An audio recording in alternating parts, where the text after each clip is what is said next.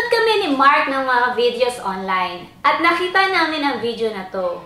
Very interesting and very informative. Kaya gusto namin i-share sa inyo. Hi Rhea. Hi. How are you? Good. That's nice to know. Hey, I see Napoleon. Napoleon Bonaparte. Yeah. Napoleon Bonaparte. And I see John Lennon. Yeah, John Lennon. Okay, so where's the video, Rhea? Here. Oh, okay.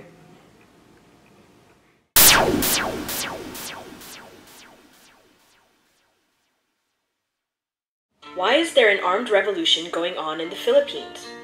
After Filipinos overthrew over 300 years of Spanish rule, Spain sold the Philippines to the US for $20 million. Filipino revolutionaries continued to fight for their freedom against the US for the next 16 years.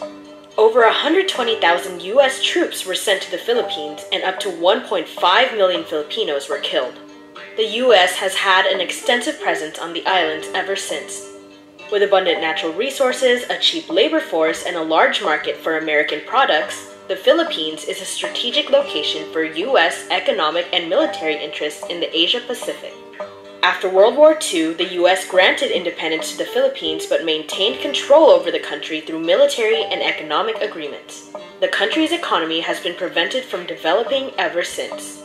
In the countryside, most of the land peasants work on is owned by landlord dynasties and US corporations. In the cities, jobs are scarce and unstable. In the 1960s, students began organizing with workers and peasants to revive the unfinished revolution for genuine independence. By the end of the decade, the Communist Party of the Philippines was re-established and an armed struggle was launched, beginning a civil war that has carried on for more than 45 years. In response to massive protests and civil unrest, the dictator Ferdinand Marcos declared a state of martial law that lasted 14 years. In defiance to heavy repression from the government, the New People's Army quickly spread throughout the countryside. Even after the dictatorship was overthrown, wealthy landlords and business partners of foreign monopolies remained in power and continued to abuse government positions to enrich their personal wealth. Continued U.S. militarization led to increased violence against women and children. An overwhelming majority of Filipinos forced the U.S. military bases to close in 1992. But in recent years, the Philippine government agreed to allow the U.S. military to conduct annual combat exercises and use its military bases to protect foreign business interests. The U.S. aims to pressure China into opening up its markets. To this day, U.S. troops are continuously deployed for operations in the Philippines. Environmental destruction brought by foreign mining and logging operations displaced thousands of indigenous people and peasants. In recent years, unprecedented super typhoons exposed the Philippine government's ineffectiveness and neglect of its people. People continue to organize nationwide to replace the current system with a new people-led government that would redistribute land ownership to the poor and build national industries to develop jobs and the local economy. The New People's Army is currently laying the foundation for a new democratic government in over 110 guerrilla fronts present in 71 out of 81 provinces in the Philippines. Peace talks between the revolutionary government and the Philippine government have resumed under President Duterte after 15 years of being stalled. These peace negotiations seek to resolve the socio-economic roots of the armed conflict. In August 2016, each side declared a separate indefinite ceasefire as an act of goodwill. However, the talks are in danger of failing. Duterte has yet to fulfill his promise of releasing over 400 political prisoners, and the Philippine military continues to harass civilian communities in violation of its ceasefire.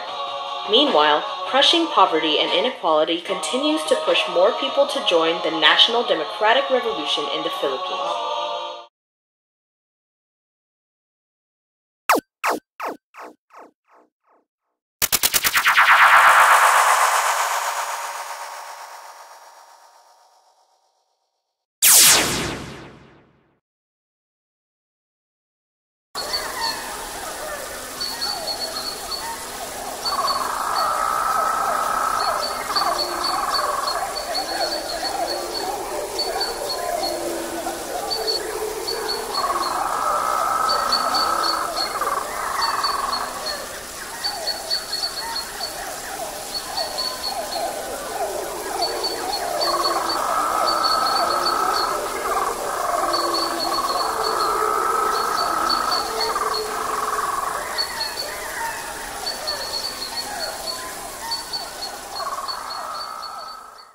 This book has been banned in the market. Why did they ban this book? Because they did not want / do not want the Filipinos to know and to learn about what happened during the Filipino-American War.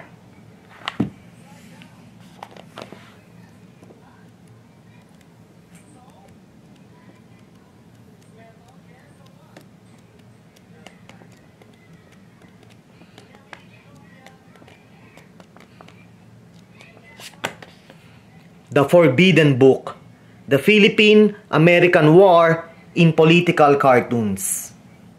Look at this picture, folks.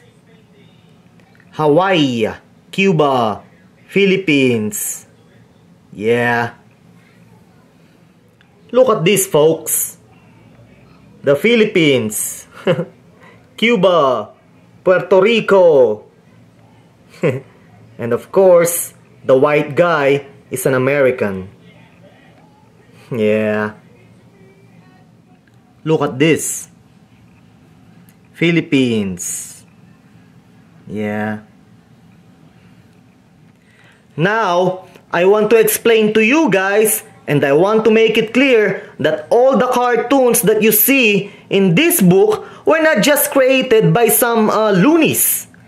All the cartoons, all the illustrations, all the photos that you see in this book were actually published in American newspapers and magazines during the late 1800s.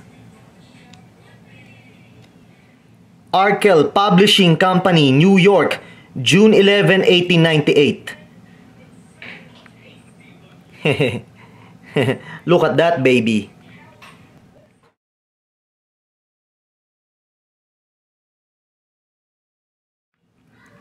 Hayop, in English, animal. America's Uncle Sam and Britain's John Ball were drawn in human form, but the leader of the Filipino resistance, Emilio Aguinaldo, was often drawn as a bull, pup, monkey, frog, wild dog, etc. And yep, that is Emilio Aguinaldo right there, the baby. Arkell Publishing Company, New York, 1898. That's Emilio Aguinaldo right there. The Philippines. Of course, the American guy, a white guy. Cuba. American Indian. Oh yeah. The Chicago Record, November 28, 1899. And that's us, Filipinos. We are getting spanked by the Americans. Yeah, President McKinley of the United States, that's him. Civilizing the Savages. That's Apolinario Mabini right there. Now, I want to ask you guys, were we savages? Were the Filipino savages before the Americans came? Huh? The school begins. Uncle Sam, now, children, you've got to learn these lessons whether you want it or not. Yeah. Cuba, Puerto Rico, Hawaii, and of course, the Philippines. Yeah. Expansion. Yeah, sure. The United States needed to expand its colonies. Yeah. The Philippines. Yep. The Philippines was colonized by the United States of America. And yes, folks, whether you like it or not, the Philippines is still part of the United States. Yep, the American government still controls the Philippines behind the curtains. Oh yeah. Look at this. Judge Company, New York, November 3, 1900. Yeah.